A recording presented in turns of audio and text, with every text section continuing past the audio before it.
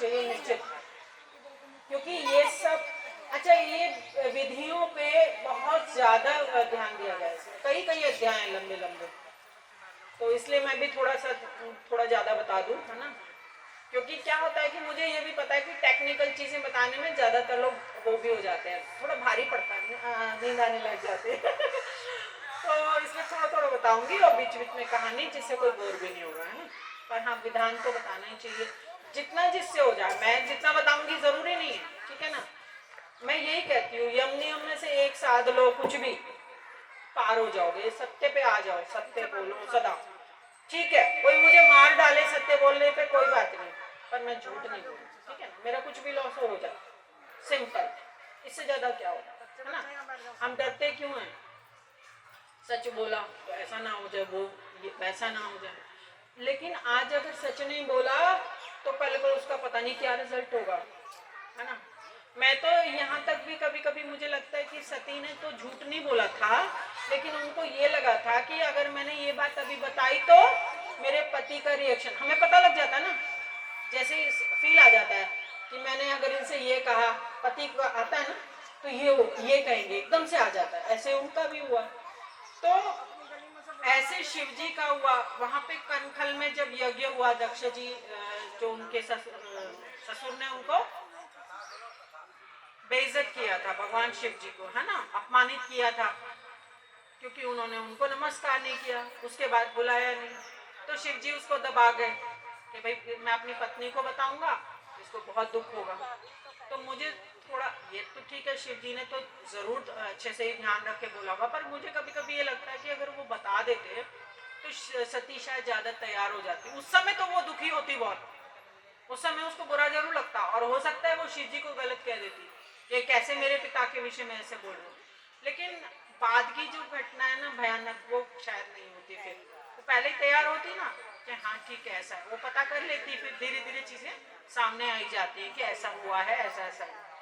तो मैं ये कहती हूँ कि सत्य जो है ना, 100 नियामत बोलते हैं ना, honesty is a best policy. तो इससे अच्छा, आज तक जितनी भी ये जो हमारी कहावतें बनी है ना, कुछ गलत तो नहीं बनी, कोई भी नहीं, मैंने खूब कसा है इनको ना। ये ऐसी चीजें हैं, इनको पकड़ के रखो। तो जब हम ऑनेस्टी हो गई ना, तो जीवन हल्का हो जाता है ना, भारी भारी बोझा नहीं लगता। अभी ठीक है, जो है सो है, जो नहीं है सो नहीं है ना। अभी किसी को जैसा लगे वैसा लगे, ओके। तो हम जो है अपना कार्य करते जाएं, ठीक है ना, परमात्मा को सौंपते जाएं, परमात्मा के ध्यान में रहे, नाम में रहे, तो बहुत ही आनंद में जीवन बीत जाता है। अभी अंत भी अच्छा होता है और यात्रा भी अच्छी होती है। राम जी को आत्म तत्व का बताते हैं कि भैया ऐसे हम जब जन्म होता है तो हमारी हम वो जो गर्भ में किस तरह से आत्मा आती है, और उसके बाद हमको जब संबंधों में हम जुड़ जाते हैं, तो एक तो रक्त के खून के संबंध होते हैं। अच्छा, खून के संबंध ज्यादा महत्वपूर्ण है कि भावनाओं के संबंध, और फिर आत्मा के? लोग खून के समझते हैं ना, हाँ, लेकिन सोच के देखो, जितना सूक्ष्म है ना, उतना ज्यादा वो अकाट्य और शक्तिशाली होता है। तो जो भाव का संबंध है ना, सच्चा संबंध होना चाहिए, वो बहुत ज्यादा, उससे भी ज्यादा उसका असरदार होता है। वो बहुत पक्के दोस्त हों, छोटे उम्र वाले, है ना, बड़ी उम्र वाले थोड़े से चालू हो जाते हैं कि अच्छा ये मुझे इतना देगा तो मैं इतना दूंगा, इसने तो कुछ भी नहीं दिया मुझे कभी। बड़े होते होता है, छोटों में नहीं होता। छोटे तो दोस्त अपने यहाँ बन जाते हैं, 100 की क्लास है, लेकिन कोई किसी को कहता थोड़ी कि तुम इसको दोस्त बना लो। तो जो हमारी सोल, हम एक दूसरे को बस अंदर से पसंद आ गए और बन गए, ऐसे पति पत्नी, ऐसे जो भी अच्छे रिश्ते हैं वो, और आत्मा के रिश्ते उसके बाद, जैसे शिव पार्वती, वो तो जन्म जन्मांतर, वो तो अगर दूसरे ग्रहों पे भी प्राणी हैं, अभी तक हम ढूंढ नहीं पाए। क्यों? क्योंकि चंद्रमा का ब्रेक है ये, जहाँ हम जाते हैं, हम अभी तक इधर नहीं जा पाए धरती से, किसी भी ग्रह पे जो भी हम लोग गए अभी तक। तो जैसे नीचे से धरती पे अगर किसी को प्राणी मिले नहीं है तो सही हम, तो हर एक ग्रह पे प्राणी है। मैंने बहुत तरह के देखे हैं, मेरे घर में अभी भी आ जाते हैं, जब भी ओम उच्चारण करी थी 2-4 दिन पहले तो आगे से अलग अलग तरह के। तो ये है कि हमारी आत्मा किसी भी ग्रह पे हो तो अट्रैक्ट कर सकती है। अगर मेरा पति जिससे मेरा प्यार रहा बहुत, एक तो दुष्ट पति भी हो सकता है, 2 तरह के पति होते हैं ना, तो उससे अच्छा संबंध तो उससे भी गहरा ही होता है, हालांकि नकारात्मक होता है, तो अट्रैक्ट तो वो भी होगा नकारात्मक रूप से, तो कहीं भी होगा ना पूरे यूनिवर्स में, तो वो होगा। कई बार ऐसा लगता है ना कि भाई शादी नहीं करो, कोई भी इस दुनिया में मेरा नहीं है, तो ये संभव है। कई बार परिवार लगता ही नहीं है ये मेरा परिवार है ना।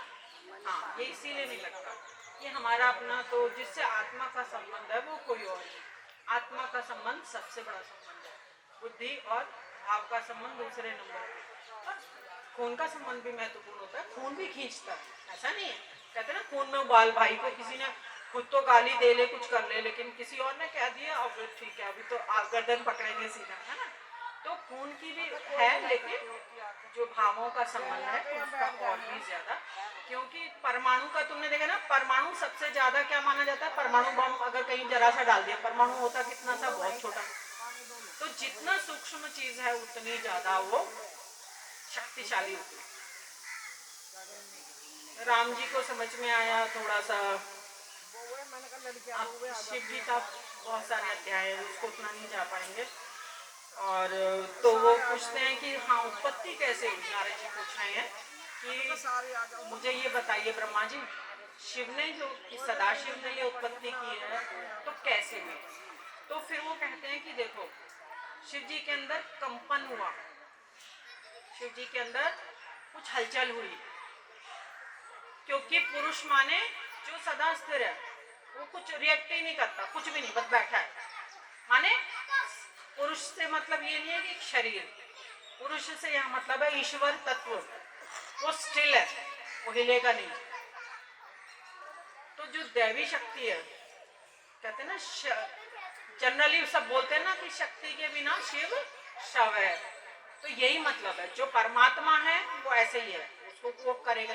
तो जब शक्ति प्रकट होती है, शक्ति उसके साथ जुड़ जाती है, ये जैसे चाइना में बोलते हैं ना भाई ये ऐसे दो, एक जो उनका चिन्ह है, तो जब वो शक्ति का मतलब है क्रिया, इच्छा और ज्ञान, 3 चीज, दुर्गा आदि शक्ति जो है वो 3 की प्रतीक है।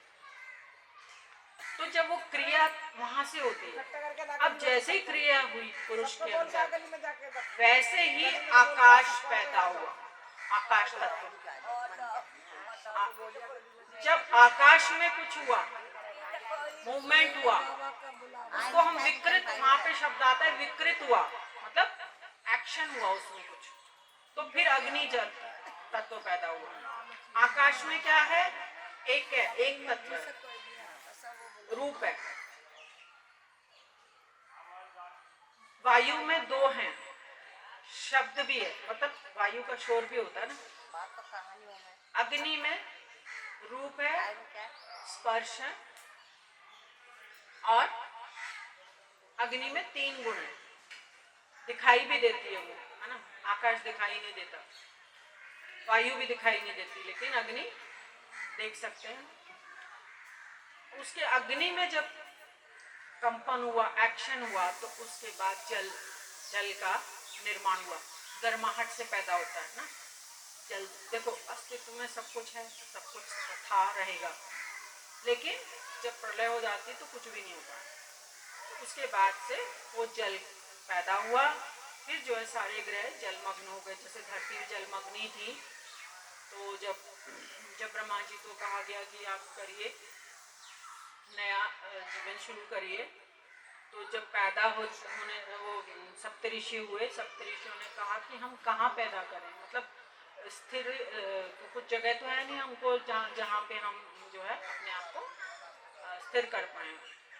तो फिर जो है भगवान विष्णु तुरंत, जब ब्रह्मा जी ने तप किया कि अब मैं क्या करूं, तब से मतलब ये नहीं है कि लाखों साल के लिए बैठ गए, तब से मतलब है कि वो तुरंत बैठ गए अनुसंधान करने कि अब मैं क्या करूं। तो तुरंत उनकी नाक से वराह रूप विष्णु निकले, छोटे से निकले, फिर बड़े हो गए, और इतने बड़े हो गए, विशालकाय हो गए, इतने बड़े हो गए कि कई ग्रहों जितने थे वो वराह, ये नहीं छोटे थे। तभी तो पृथ्वी को एक बॉल की तरह से निकाल के लिए, ने उस पे रखे। वराह रूप धारण करने का मतलब ही ये था कि उनको कोई ऐसा स्टैंड तो चाहिए ना, भाई किससे पकड़ के लाएंगे, तभी हिरण्याक्ष को भी उन्होंने मारा था। तो अब ये हम जो है उत्पत्ति कैसे हुई, उसके बाद जो है ये भगवान बताते हैं कि पंच तत्व पैदा हो गए। हम क्या कहते हैं, हम पंच तत्वों का पुतला है, ठीक है ना। जनरली सब कहते हैं, सबको पता है ये बात है ना कि हम, लेकिन हमारे भीतर जब भगवान ने क्या किया, पंजीकरण किया उसका, ब्रह्मा जी ने पंजीकरण करके मतलब उनको इकट्ठा किया, उनको एक तरह से उनको जोड़ दिया गया कि कोई पुतला बनाए, कैसे क्रिएशन करें मनुष्य की। लेकिन उससे कुछ भी नहीं हुआ, उसमें उन्होंने अपनी ऊर्जा डाली, कुछ नहीं हुआ। फिर उन्होंने विष्णु जी को याद किया। विष्णु जी को भगवान शिव ने सारी सत्ताएं दी थी। जब विष्णु जी पैदा हुए थे और जब वो स्तंभ की बाद उन्होंने उनको पाया कि ये जो है इनके अंदर सारे गुण हैं। उसके बाद वो जब काशी जाने लग गए माँ पार्वती उमा के साथ, तो ये अच्छा एक प्रश्न ये भी होता है कि अभी उमा के साथ हैं, फिर दोबारा उनकी शादी क्यों कैसे हुई, पैदा कैसे हुई, है ना। तो भगवान गणेश के जन्म से पहले भी गणेश थे, ऐसा नहीं वो नहीं थे, आदि शक्ति भी हैं। तो वो जाने लगे कि हम काशी में जो है आराम से रहेंगे, तो कोई चाहिए धरती को संभालने के लिए। उन्होंने भगवान विष्णु जी को स्थापित किया, बुलाया और उनका बहुत लोक बनाया एक, और उनको सिंहासन बनाया और उनको कहा था कि तुम्हें अपनी मर्जी से सब चलाना है, तुम्हें सारी शक्तियां मैं देता हूँ। तो ये भगवान शिव की दी हुई सारी शक्तियां हैं। अब विष्णु पुराण सुनोगे तो शायद दूसरी चीज सुनने को मिलेगी, ये मत कहना। मतलब भगवान एक है, उसकी 3 शक्तियां हैं और अलग अलग पुराण में, विष्णु पुराण में विष्णु जी मुख्य है, दुर्गा सप्तशती में दुर्गा जी मुख्य हैं और शिव में। तो जब जो पैदा होता है ना वास्तव में वो वही क्रिएटर कहलाता है। वो नाम अलग अलग हो, कुछ भी रख दो उनके, है ना। एक ऑपरेटर हो गया, एक क्रिएटर मतलब ब्रह्मा हो गया, एक चलाने वाला हो गया, एक संहार वाला हो गया। तो कभी ये कंफ्यूजन नहीं रखना चाहिए कि अब ये उमा कहाँ से आ गई, है ना। तो वो कहते हैं कि अब जो है विष्णु संभालेगा और हम आनंद करेंगे, तो वो काशी चले जाते हैं। तो इस तरह से धरती अभी पंजीकरण हुआ। उसके बाद क्या हुआ, एक अंड पैदा हुआ ब्रह्मांड में, ब्रह्म अंड कहा गया। मतलब वो इस तरह से शेप में आ गया कि एक अंडा बन गया। तो उसमें एक परम पुरुष मतलब एक पुरुष आकृति हो गई पूरे ब्रह्मांड की।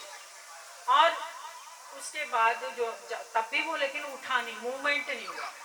अब ब्रह्मा जी परेशान है कि क्या करें। तो विष्णु जी ने समझ लिया, जैसे ही उन्होंने ध्यान किया कि मैं क्या करूं, कनेक्शन तो होता है। उन्होंने खुद ही अपनी शक्ति डाली, आत्मशक्ति जो है वो ब्रह्मांड पैदा हुआ। ब्रह्मांड मतलब एक महापुरुष पैदा हुआ प्रथम। और इसमें नहीं है लेकिन कुछों में होता है कि साथ में उनकी राधा थी, मतलब वो एक कृष्णा का रूप समझ लो, कृष्ण पैदा हो गए जो एक परम पुरुष है। और फिर उससे अब हर एक में अलग में यही है कि एक अंश से एक और पुरुष पैदा हुआ और दूसरे से स्त्री पैदा हुई लेफ्ट से। तो चाहे वो विष्णु पुराण है तो विष्णु के अंगों से पैदा होंगे, शिव पुराण में शिव के अंगों से पैदा हुए, ब्रह्मा के में ब्रह्म पुराण भी है तो उससे पैदा होंगे। तो लेकिन है एक ही चीज, सब लोग ये बात बताएंगे नहीं क्योंकि एक ही कथा करते हैं, सब लोग एक ही पढ़ते हैं बस, इसलिए उनको पता नहीं है। फिर जब गरुड़ में थोड़ा अलग है, वो तो ज्यादातर ना मृत्यु के बाद की चीजें हैं उसमें, है ना।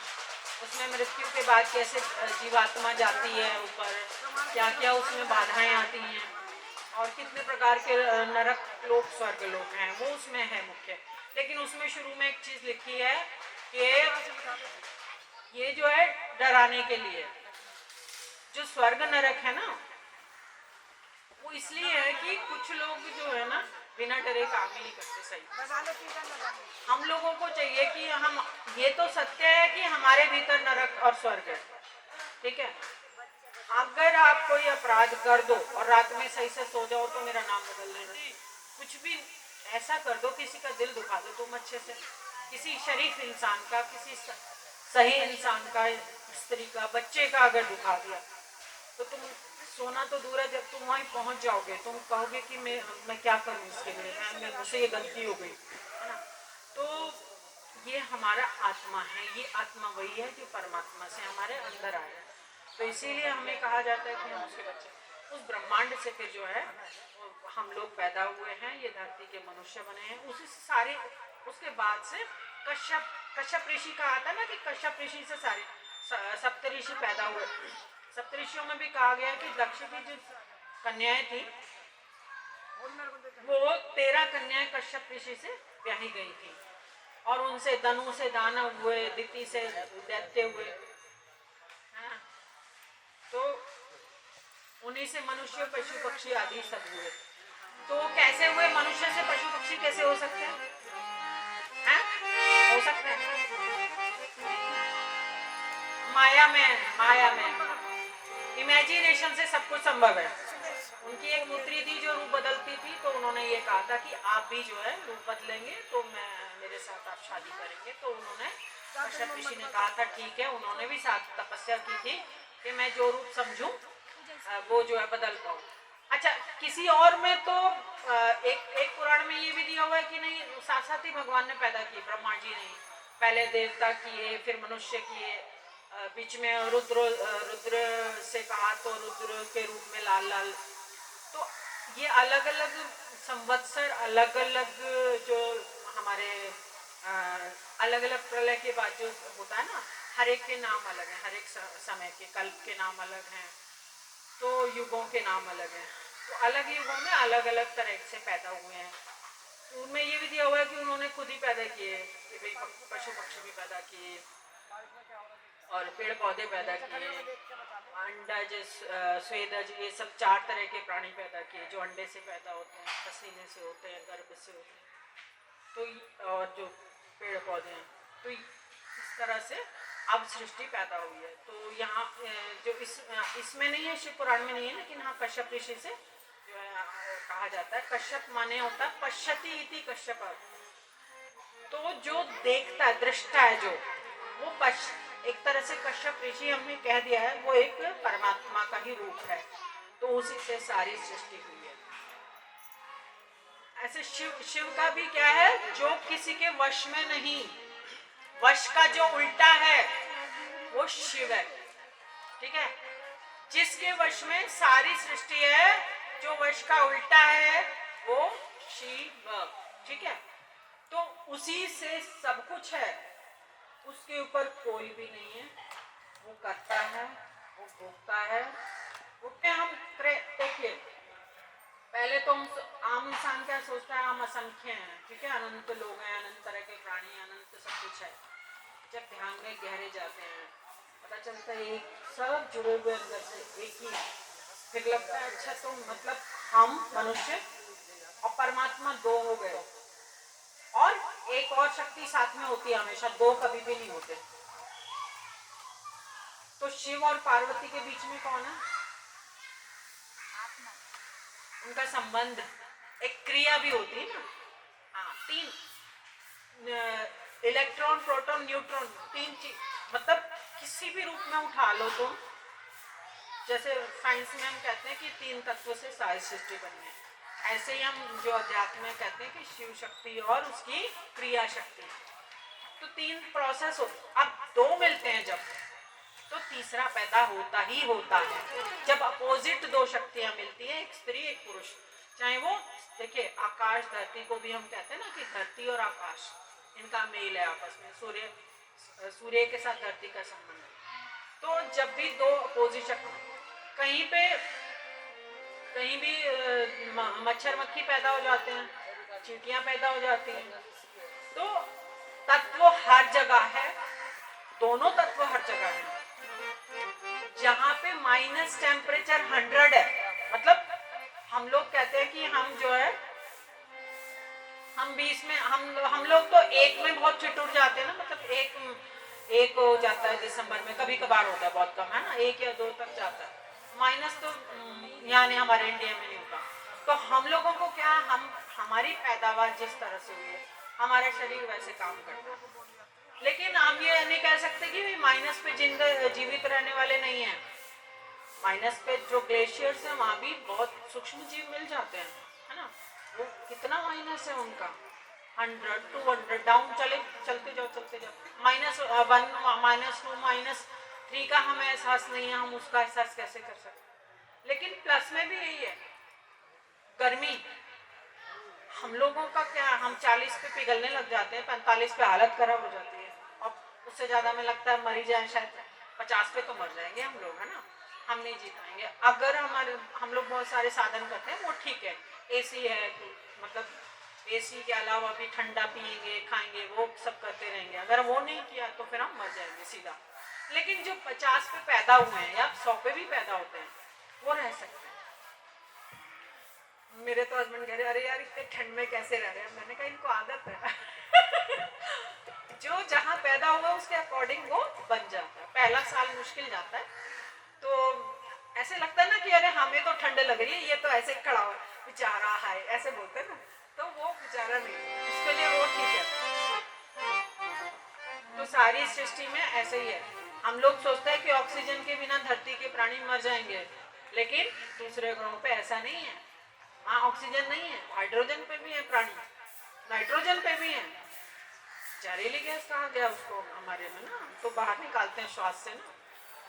तो तत्व की बात यह है, शिव पार्वती से फिर सारी सृष्टि हुई है, तो सृष्टि का उद्भव हमने देखा।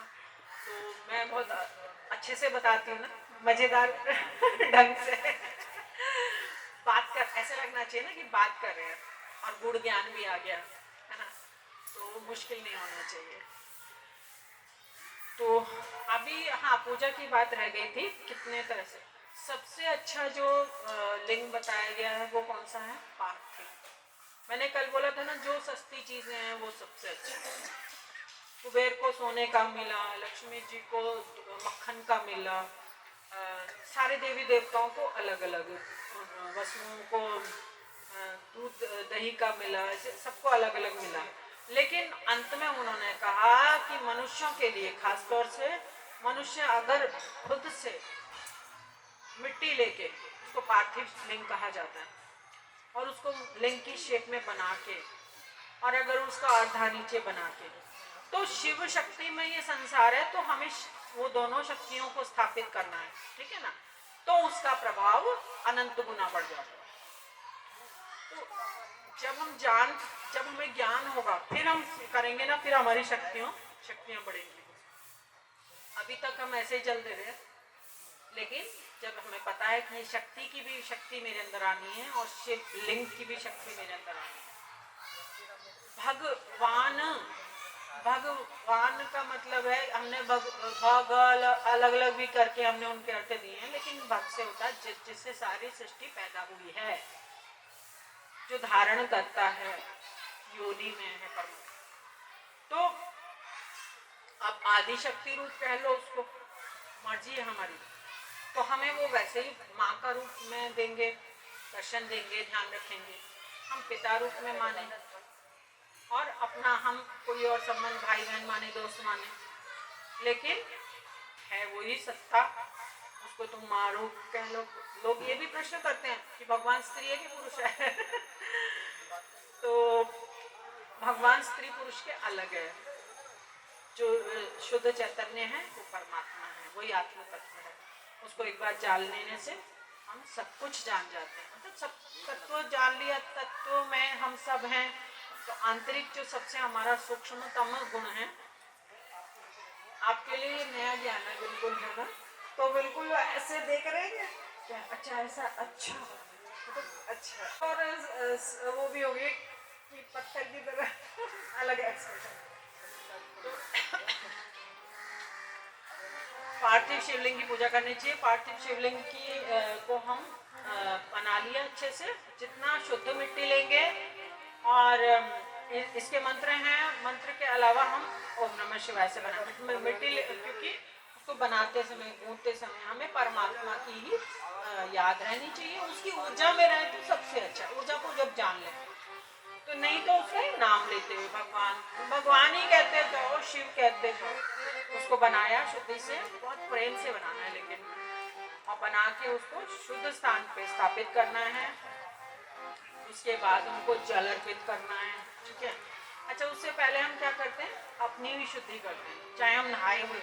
अच्छा, नहाना बहुत जरूरी माना गया। अगर आप बीमार हैं तो आप मानसिक पूजा करिए, अपने बिस्तर में पड़े हुए मन से सबको चढ़ा देना है।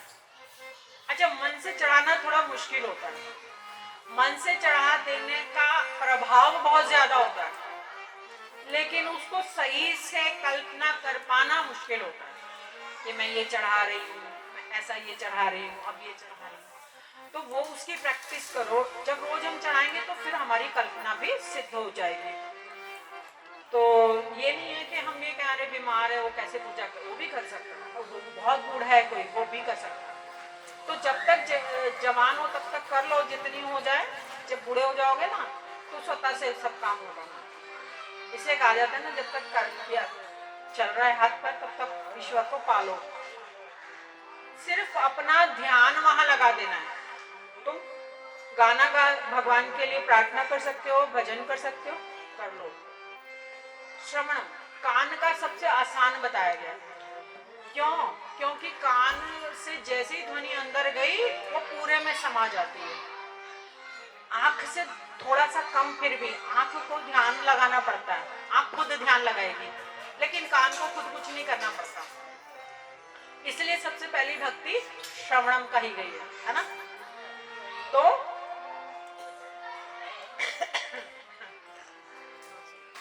बहुत ज्यादा हो गया, हैवी हो गया, नींद आ गई। वैसे सोने का टाइम भी है शायद, थोड़ा आराम का ना, सब लोग आराम करते हैं ना दिन में। हाँ, तो वो इसी वजह से, हाँ, जल्दी उठते हैं, बच्चों की वजह से उठते हैं, इसलिए नींद आ रही है। तो हाँ, तो ये नवधा भक्ति की बात आ गई यहाँ। तो मैं अभी तो हम पार्थिव शिवलिंग की बात कर रहे थे, भक्ति की बात कर रहे थे।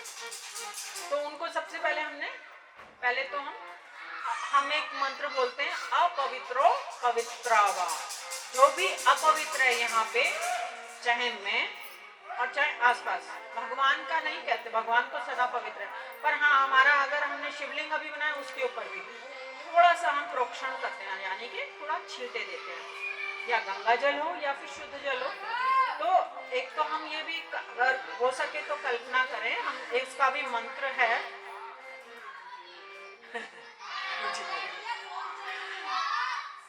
सॉरी, मुझे थोड़ा डिस्टर्ब हो रहा था। गंगे च यमुने च गोदावरी सरस्वती नर्मदे सिंधु कावेरी जलेस्मिन् सन्निधिं कुरु। माने कि सारी है नदियाँ तुम मेरे पास आ जाओ। और क्योंकि मुझे भगवान की पूजा करनी तो सारी आ जाती हैं, लिटरली आती हैं, उनका प्रभाव उसमें आ जाता है।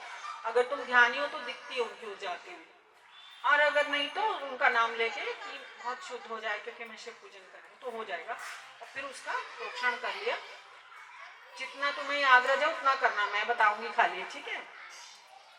क्योंकि भगवान कहते हैं कि नियम से कहीं आगे भक्ति है ना। नियम हम जितना हो सके कर ले, शुद्धि होनी चाहिए, मानसिक शुद्धि। अच्छा, शुद्धि में सबसे पहले एक चीज है, ये तो हमारी उस बाहरी शुद्धि है, हमारा मन जरूर उस समय शुद्ध होना चाहिए।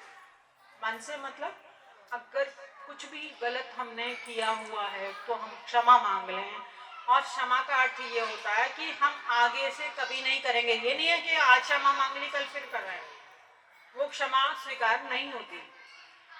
सच्चे मन से, बिल्कुल गहराई से करके कि मैं ये काम कभी नहीं करूँगी, मुझसे एक बार गलती हो गई, प्रभु मुझे माफ़ कर दो। और जब माफ़ कर तो उसको काफ़ी देर तुम करोगे कि क्षमा कर दो, नहीं करूँगी, तो वो अपने आप फिर शुद्धि हो जाएगी अंदर से, और फिर तुम करोगे। और स्नान भी उसमें शुद्धि आ गई स्नान के द्वारा। और अपना खान पान भी, जब अगर हमें कोई बड़ी पूजा करनी है, बड़ी साधना करनी है, ध्यान करना है, तप करना है।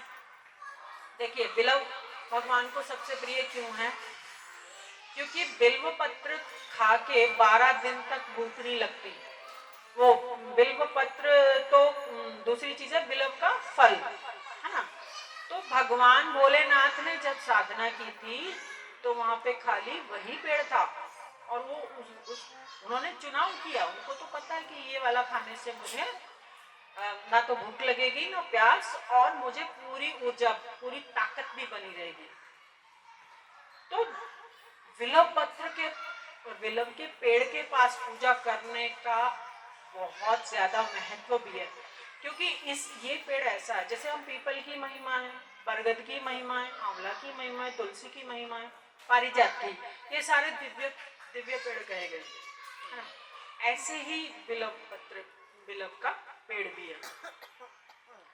तो अब क्या करना है, शुद्धि के लिए बता रही थी मैं कि पेट को सही रखना है तो कुछ ऐसी चीज खाएं, हम हल्का खाना खाएं, या व्रत का ये नहीं कि पकौड़ियाँ खा रहे वो कुटुकी, हल्का खाएं जिससे कि हम बैठ पाए कर पाए, है ना। क्योंकि अगर तुमको यहाँ दर्द हो रहा है, यहाँ दर्द हो रहा है, बैठा नहीं जा रहा, तो फिर क्या साधना कर पाएंगे, है ना। इसलिए कहा जाता है कि जितनी छोटी उम्र में करो ना उतना अच्छा, बैठ पाओ समझ पाओ, है ना। तो अभी मैंने सुना अभी आ रही थी, हाँ वो था साथ में, उसने कुछ चलाया हुआ था ड्राइवर ने, और उसमें ये आ रहा था कि अपने बच्चों को जो है ना छोटे से लगा लो पूजा में, तो वो उनका संस्कार बना रहेगा। तो मुझे हंसी आ गई, आज के ज़माने में संभव है? हाँ? छोटा करता हमारा। अरे भाई आज फोन हाथ में जैसे आ गया ना, पता नहीं कौन कौन से OTT के क्या क्या आते हैं। मेरा भी रोज आता है ना, मैं उसको बोल रही थी, मैंने कहा OTT का मेरे पास भी आता है, फ्री फिल्म देखिए फ्री फिल्म देखिए। तो मैं तो फिल्म देखती नहीं, मुझे कुछ भी आनंद उसमें आता नहीं। तो बच्चों को हम कैसे बचाएं?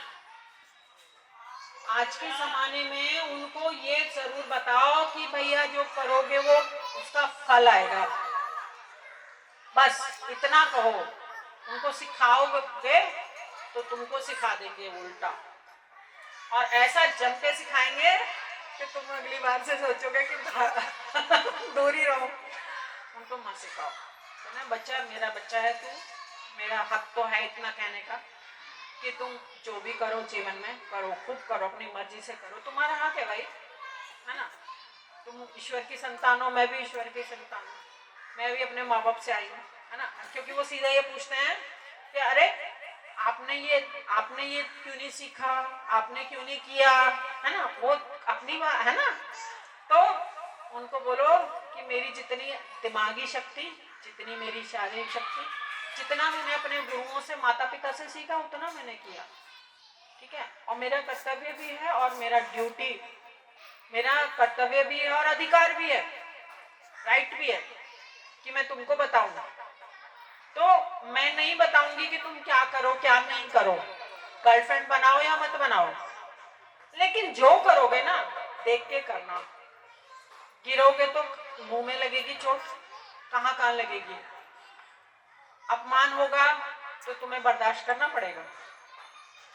इतना कहना काफी है। क्यों हम नहीं बता सकते, हम लड़की शादी हो रही हम नहीं बता सकते कि तुझे क्या करना है, क्यों तुम्हें पता ही नहीं उसका घर कैसा है, उसके घर वाले कैसे हैं, उसका एक एक बंदे की अलग अलग क्या क्या चीजें हैं, कर सकते हैं नहीं।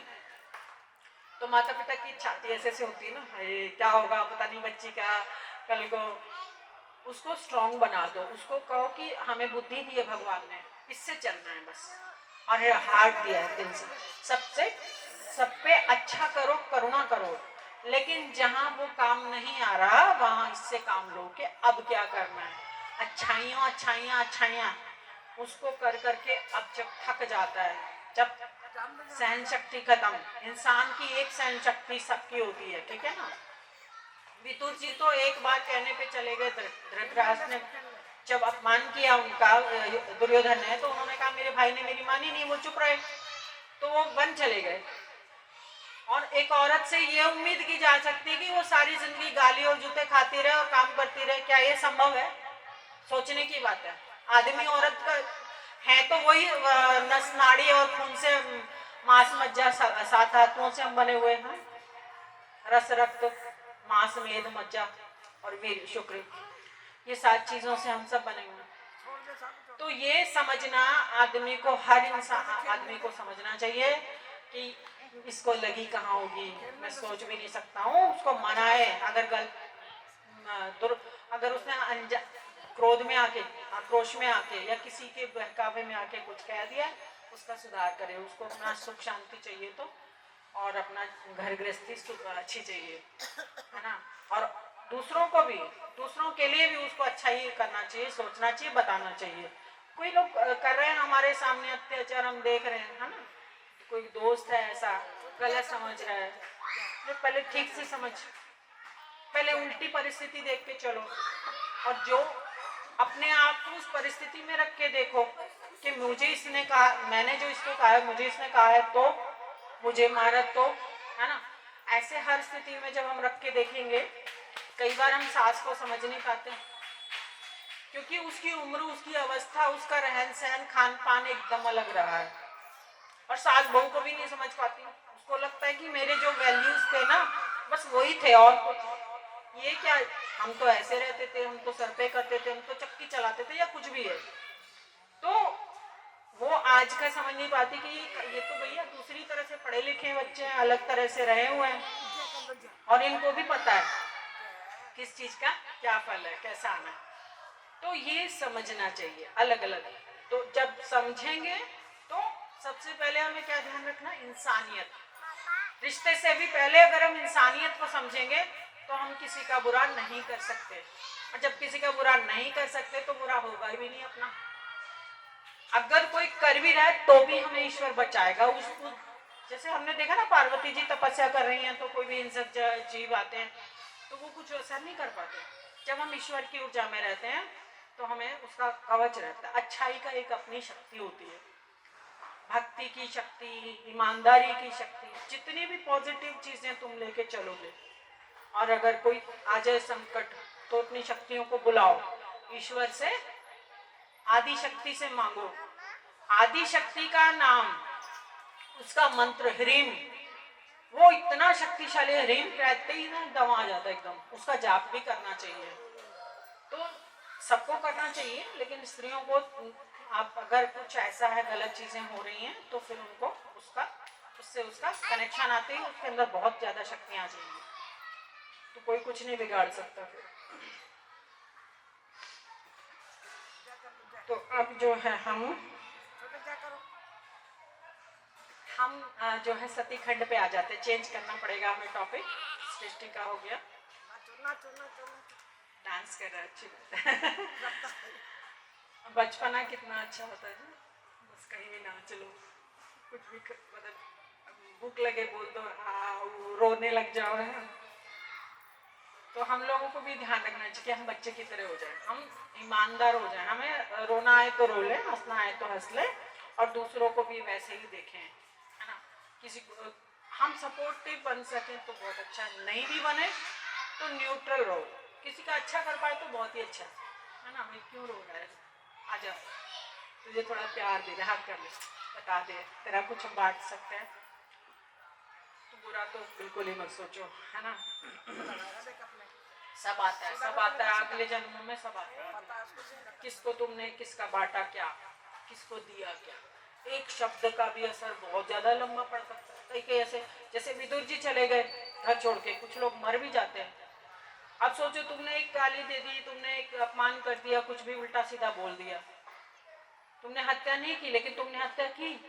अब वो किस तरह से अगले जन्म में आएगी, है हमने तो अभी कुछ किया ही नहीं है, देखो हमें इतना बड़ा दुख पड़ गया। तो क्योंकि इसी को माया कहा गया है। माया माने जो समझ में नहीं आती लेकिन चीजें होती हैं, जो सत्य है वो सत्य हमें प्रत्यक्ष नहीं है, लेकिन मोटा मोटा हम यही समझ सकते हैं कि भैया जो कर्म का फल आएगा, जो कहा है, जो सुना है, जो किया है, वो सब लौट के आएगा। कहते हैं ना धरती गोल है, जैसे गोलाई बॉल मारोगे ना गोल गोल जगह में तो आएगी ना वापस से, ऐसे ही है धरती में सब कुछ घूम रहा है, वो वापस आएगा हम पे। तो किया ना किया, लिया दिया। तो अब जब नारद जी पूछते हैं कि मुझे ये बताइए कि सती जो है दूसरा जन्म क्यों लेना पड़ा उनको पार्वती के रूप में, और जो भी उन्होंने सुना हुआ उसके विषय में उनको बहुत आश्चर्य है कि ऐसा कैसे हो सकता है। और भगवान ने इतना बड़ा दुख झेला और भगवान ने अपनी भगवान उनका होना भी खत्म हो गया उस समय, क्योंकि उस समय वो सृष्टिकर्ता रहे ही नहीं, इतना दुख उनको हुआ था। तो भगवान कहते हैं कि भाई देखो, एक तो दो बातें जुड़ी हुई हैं इससे।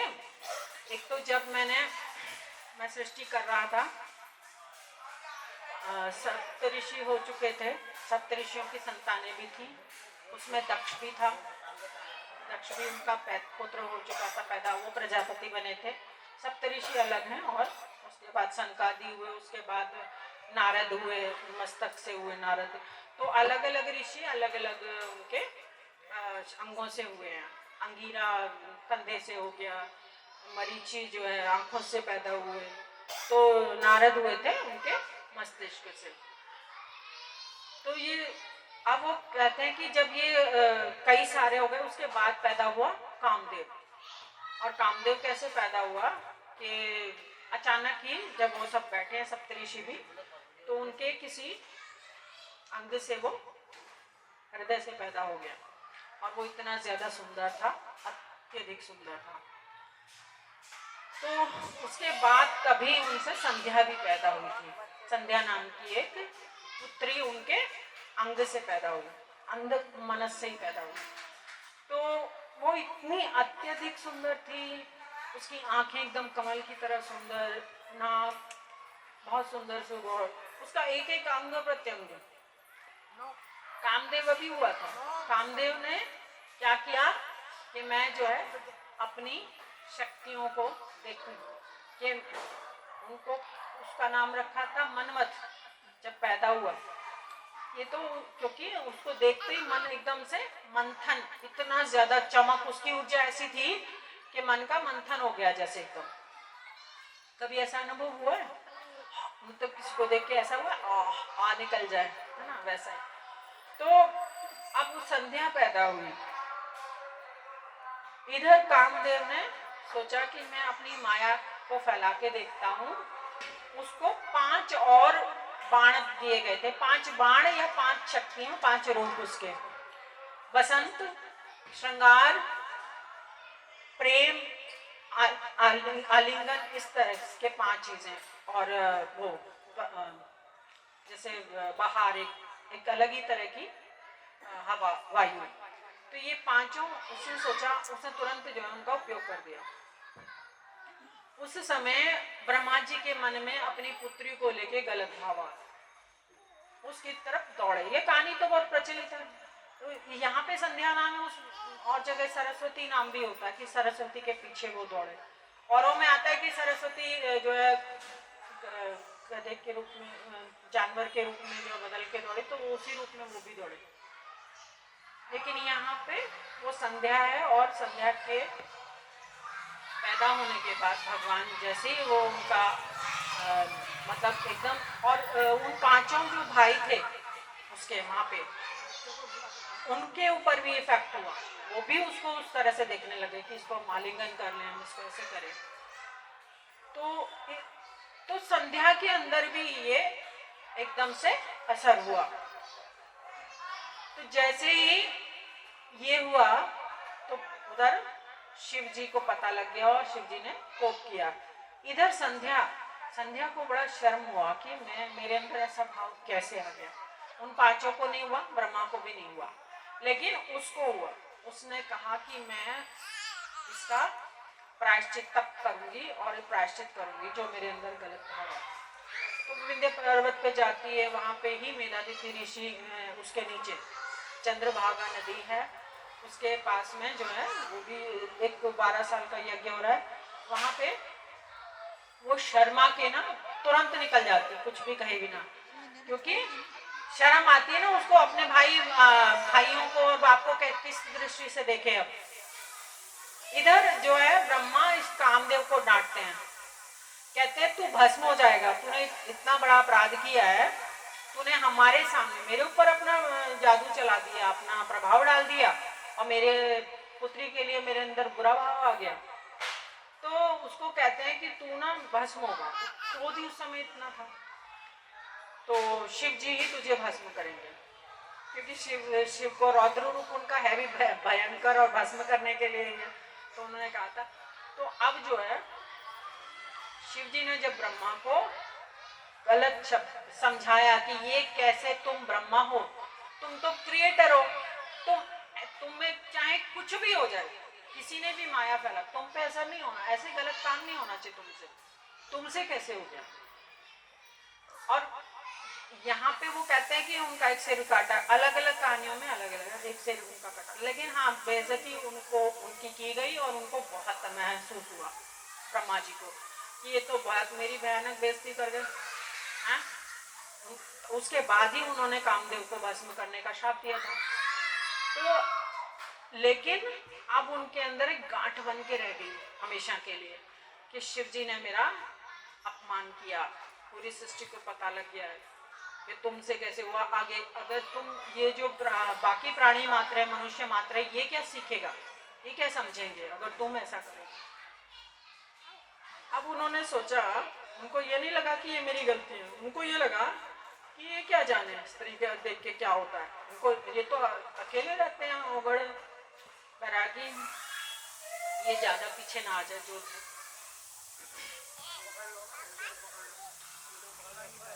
बस ध्यान रखिए, कोई बात नहीं, खेलने दो उसको, बच्चा है खेलने दो, बस थोड़ा सा ध्यान रखिए, ज्यादा पास में। तो अब जो है वो संध्या तो चली गई। इधर ब्रह्मा ने वशिष्ठ को भेजा कि इसको नहीं पता, ये गई है साधना करने, इसको बहुत शर्म आ रही है और इसको दुख भी हो रहा है, बहुत पीड़ा घृणा हो रही है, तड़प भी हो रही है कि मैं अब क्या करूँ, मैं ये शरीर नहीं रख सकती, इस शरीर के साथ मैं कैसे अपने माता पिता और अपने भाइयों का सामना करूँगी, तो मैं पहले तपस्या करूँगी। तो वशिष्ठ उसका भाई है, जो 5 भाई बैठे हैं वो उनमें वशिष्ठ है। तो वशिष्ठ जी को जब भेजते हैं ब्रह्मा जी, तो वो जाके वो क्या करते हैं, वेश बदल के जाते हैं, क्योंकि ब्रह्मा जी कहते हैं कि तुम्हारे रूप में तो स्वीकार करेगी नहीं भाई, उसको तो भाई को देखे तो और दूर भाग जाएगी वो। तो उस समय वशिष्ठ जी अपना रूप परिवर्तित करते हैं और वहाँ पे पहुँचते हैं, खूब अच्छे से तिलक लगा के और कुछ उस तरह के वस्त्र पहन के, साफा पहन के तब जाते हैं। तो कहते हैं कि अरे आप यहाँ कहाँ घूम रही हैं अकेली। तो वो प्रणाम करती हैं, ब्राह्मण देव मैं आपको प्रणाम करती हूँ और मैं ना साधना करना चाहती हूँ, पर मुझे कोई विधि नहीं पता है और आप कृपया करके मुझे विधि बता दीजिए। तो वो कहते हैं हाँ ठीक है, मैं इसीलिए आया हूँ, मुझे पता है। तो अच्छा ऐसा होता है, अगर आपको गुरु चाहिए, आपके अंदर कोई इच्छा है कि ये मुझे कोई ऐसा ज्ञान मिले, तो सत्ता से आता है, अस्तित्व अपना काम करता है। अच्छा एक डायलॉग तो मैंने सुना ही है ना, शाहरुख खान का है ना, क्या है वो, सच्चा प्यार हो तो अस्तित्व मिलाने के लिए जो है, हाँ शिद्दत से चाहो, है। तो हर चीज में यूनिवर्स काम करता है, शिद्दत से अगर तुम चाह रहे हो, सच्ची भावना है, तो गुरु आ ही जाएगा अपने आप तुम्हारे पास, तुम्हें जाने की जरूरत नहीं। तो तुम लोगों ने शायद चाहा होगा कि मैं यहाँ आ जाऊँ, है ना, हाँ है ना। तो ये चीज होती है, जब हम चाहते हैं जिस चीज को, वो हमको मिलती है। तो इस तरह से, क्योंकि सब कुछ सुना जा रहा है, सब कुछ देखा जा रहा है, हमें नहीं पता, हम लोगों को, मुझे होता है, मुझे पता है, लेकिन आप लोगों को नहीं होता। हम लोग को, मैं तो पता नहीं कितने ध्यान, कितनी साधना करी है, तो अब मुझे हर चीज़ क्लियर होती है, हर चीज़ दिखती है, कहीं भी कुछ हो रहा है यूनिवर्सिटी में वो भी दिखती है, वो बताया भी जाता है, मुझे मुझसे पूछा भी जाता है कि ये काम करना है कि नहीं करना है। तो अब जो है संध्या जब चली गई, फिर उसको उन्होंने बताया कि भाई तुमको सबसे पहले स्नान करके और सबसे पहले भगवान को जल चढ़ाना है, उसके बाद भगवान को ये जो भी चीज़ें वहाँ हैं बिल्व पत्र आदि चढ़ा के और भगवान शिव का ओम नमः शिवाय का जाप करना है।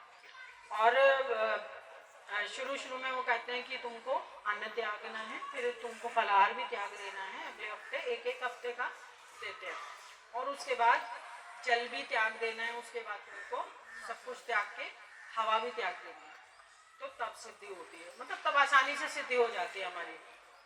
भाई आत्मा के भीतर जाने के लिए क्या चाहिए, व्रत क्यों रखते हैं हम, आग अगर पंचाग्नि आग में सती ने क्यों तप किया और बहुत ठंड में बर्फ में खड़े होके क्यों किया? जब सबसे ज़्यादा सर्दी पौष मास में होती है ना, तब उन्होंने सबसे ठंड में किया जनवरी में, और जब जून में सबसे ज़्यादा गर्मी होती तब उन्होंने 5 अग्नि।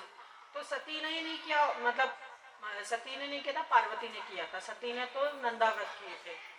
तो ये भी पूछा गया कि कितने तरह के व्रत होते हैं, किस किस तरह की साधनाएं हैं भगवान शिव की संबंधित। तो वो बताते हैं कि पार्थिव शिवलिंग में तो जैसे एक तो पंचोपचार पूजा होती है, 5 चीजें सिंपल सिंपल है ना। क्या क्या होती है? जल है, वस्त्र, हाँ हाँ हाँ। तो हम क्या करते हैं, एक तो तिलक उसमें लगाना होता है, पहले जल चढ़ाना होता है, फिर तिलक लगाना होता है। पानी पी जल के बाद वस्त्र, वस्त्र के बाद तिलक, तिलक के बाद भोग और आरती। ये वो सी साधारण पूजा होती है पंचोपचार। लेकिन जब इसको हम और ज़्यादा करना चाहें, षोडशोपचार, तो उसमें हम 16 चीज़ें, हम अपनी मर्जी से कुछ भी बढ़ा सकते हैं, घटा सकते हैं, और शास्त्रीय विधान अलग है थोड़ा सा, है ना। तो और राजोपचार पूजा होती है कि मतलब राजाओं के पास अनंत है, तो वो चीज़ सोने का शानदार दिव्य, सोने का हीरों का सिंहासन बनवाएंगे पहले, भगवान के दिव्य वस्त्र होंगे, भगवान के नैवेद्य अनंत होंगे, और जो मंत्रोपचार से ज़्यादा ब्राह्मण बुला के वो पूजन करवाएंगे, तो राजोपचार पूजा होती है। तो अब संध्या की हम बात कर रहे थे यहाँ पे, तो जो जैसे जैसे आ जाए मुझे तो ज्ञान देना, ठीक है। तो संध्या साधना करती रहती है, उसकी साधना सफल होती है, भगवान शिव आते हैं, तो 2-3 हफ्ते में ही उसकी साधना सफल हो जाती है। भगवान शिव को सब पता ही है, उन्हें वही आए थे उस समय। तो वो पूछते हैं, पुत्री तुम्हारी साधना तो पूरी हो गई है और मैं तुमसे बहुत प्रसन्न हूँ, तुम मांगो, क्या मांगना है तुमको। तो वो बहुत प्रसन्न होती है, मतलब एकदम स्तब्ध हो जाती है, लेकिन उसका चमक बढ़ जाती है एकदम से, मेरे भगवान आ गए। जिसके लिए हम साधना कर रहे हैं वो मिल जाए। क्या होता है कि जब तक चल रहे हैं ना, पता ही नहीं है मंजिल का मिलेगी नहीं मिलेगी, कब मिलेगी। ऐसे साधना में भी होता है, चाहे 3 ही दिन में मिल जाए, पता नहीं कब भगवान मिलेंगे, कब वो क्या होगा। जब मिल जाए तो उसको लगा कि वो खड़ी हो गई, फिर उसने प्रणाम, लेट के प्रणाम किया। हम लोग क्या करते हैं, अष्टांग प्रणाम, मतलब बिल्कुल लेट जाते हैं सीधे। तो स्त्रियों के लिए तो कहते हैं नहीं ठीक है अभी तुम मत करो, लेकिन जितना हो सके झुक के प्रणाम करो, बाकी पुरुषों के लिए लेट। तो वो तो लेट जाती है और कहती कि प्रभु आपके दर्शन हो गए, मेरा जीवन मतलब इतनी ज़्यादा खुशी है कि सफल हो गया मेरा सब कुछ। तो फिर वो कहती है कि मैं 3 चीज़ें मांगती हूँ। एक तो कोई भी जन्म, किसी के अंदर ना ऐसे जन्म से कभी भी विकार नहीं आए विचारों में, किसी को देख के गलत भाव नहीं आए। तो भगवान कहते हैं ठीक है, मैं तेरी बात मानता हूँ, तो मैं 4 भागों में मनुष्य की आयु को बांट देता हूँ। एक बचपन हो गया, तो 16 साल तक ये विकार नहीं आएगा, 15 साल मतलब 15 साल तक नहीं आएगा, 16 साल के बाद। और अब कहते हैं और मांगो, और वो कहते हैं कि हाँ उसके बाद जवानी आएगी, और जवानी में ही कोई विकार आएगा, उसके बाद बुढ़ापा आएगा, और फिर मृत्यु होगी। तो 4 भागों में बांट दिया उसी समय पर संध्या के कारण। अब जो है वो दूसरी मांगते, कहते मेरा पति भी मुझे काम भाव से नहीं देखे, प्रेम भाव से देखे, ऐसा पति मुझे चाहिए। और जो भी तीसरा मांगती है कि जो भी मुझे काम भाव से गलत दृष्टि से देखे वो भस्म हो जाए। तो भगवान कहते हैं ठीक है, तेरी तीनों बातें मैंने मान ली, तेरे को यही होगा। अब वो कहते हैं कि अब तू ना ऐसा कर, जो मेधातिथि यहाँ पे यज्ञ कर रहे हैं, 12 साल का यज्ञ है चंद्रभागा नदी के पास में, और तुम वहाँ जाओ, मेरी शक्ति के साथ जाओगी, मेरे आशीर्वाद से तुमको कोई देख नहीं पाएगा वहाँ पे। तुम यज्ञ में आहूत कर दो खुद को। तो तुमने कहा ना कि ये शरीर मैं नहीं रख सकती, तो ये तो भस्म होके रहेगा, तुमको अब नया शरीर मिलेगा, लेकिन याद बनी रहेगी। तो वहाँ जाके तुमको जो है, तुम जब अपने आप को आहूत करोगी अग्नि में, तुमको कोई कष्ट नहीं होगा, ये नहीं कि जलन होगी, क्योंकि मैं भेज रहा हूँ ना, मेरी जो ऊर्जा है वो काम करेगी। कई बार देखो, जब अग्नि साधना हम धारणा कर लेते हैं ना, तो हमें अग्नि नहीं जलाती। जब हम जल की साधना कर लेते हैं तो जल हमें डुबोता नहीं है। मेरे साथ तो हो चुका, मैं तो डूब गई, मतलब एकदम निकल आई मुझे तैरना वैरना सीखा नहीं मैंने कभी। तो जलने के में ऐसे ही होता है कई बार, मतलब हम लोग ऐसे कर लेते हैं अचानक से ना। तो मेरी सिस्टर एक बार कहती, अरे मैं तो ऐसे कभी नहीं बनाती हूँ। मैंने कहा हाँ, मैं तो ऐसे ही बनाती हूँ, आराम से सब उस कढ़ाई में कर लेते। तो ऐसे होता है, हम नहीं जलते, कई बार जल के भी नहीं जला। तो जब हम उस धारणा पे काम कर लेते हैं, ऐसे ये भी है, साधना इस तरह से काम करती है हमारे उस शरीर पे। जब काम होता जाता है, बच्चे को देख नहीं पा रहे हैं ना, तो थोड़ा साइड में कर लो, थोड़ा सा इधर या उधर कर लो, तो वो जाती है वहाँ पे यज्ञ भवन कुंड में, खुद को आहूत कर देती है। थोड़ी देर में वो दिव्य शरीर में निकलती है। तो मेधातिथि ऋषि जो थे वहाँ पे कर रहे हैं, जजमान हैं जो, वो खुश हो जाते हैं, मुझे आज पुत्री मिल गई इतनी दिव्य। तो फिर वो उसको लेके जो भी संस्कार होते हैं तुरंत संस्कार करवाते हैं, और अपनी पुत्री के रूप में उसका नाम रखा जाता है अरुंधति। तो जो सप्त सतियों के नाम आते हैं उसमें अरुंधति अहिल्या के नाम आते हैं ना, सावित्री हमारी है, पार्वती माँ है, तो उनमें सरस्वती लक्ष्मी जी ये सतियाँ हैं, तो उनमें उनका भी नाम है।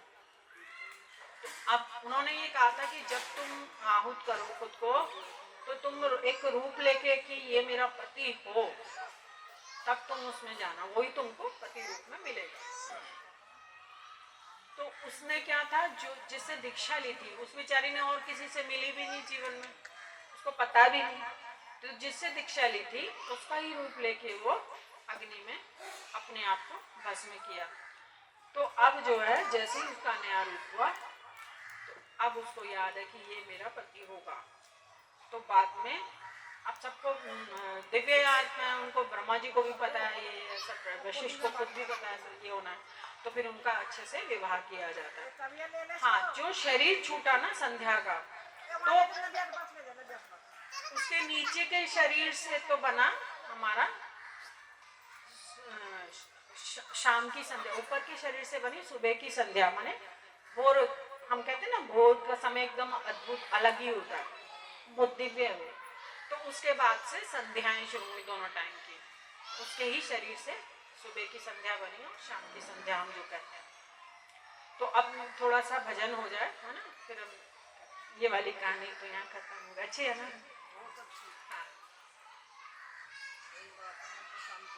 हाँ, मेरा वाला कर लो। हाँ, मेरा लिखा हुआ एक भजन है, मैं लिखती भी हूँ, मेरी कविताओं की बुक है, अमेजन पे है। तो